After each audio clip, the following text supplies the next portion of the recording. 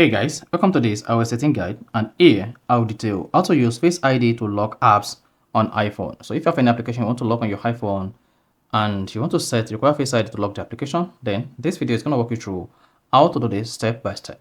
So if you don't know this, you found this often informative, please don't forget to like and subscribe. Now, to use Face ID to lock apps on iPhone, all you just need to do is locate the application you want to lock with your Face ID. So let's say here, I want to lock my Chrome application. Just press and hold the Chrome app. Now, once you press and hold the Chrome app, you're going to see this pop. On the pop, locate require Face ID and click on that. Once you tap require Face ID, you're going to see what that says require Face ID for Chrome. Then tap require Face ID and focus on the lines to confirm your Face ID.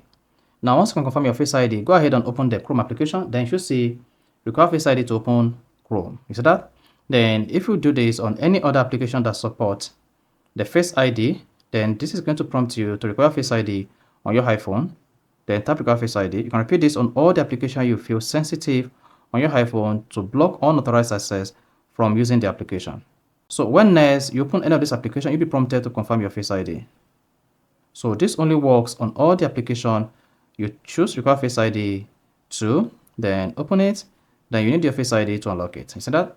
So open the Chrome application, you need your Face ID to unlock it. Open any other application with Face ID, you need your Face ID to unlock it. So that is basically how to use Face ID to lock apps on iPhone. So if this is helpful and informative, please don't forget to like and then subscribe.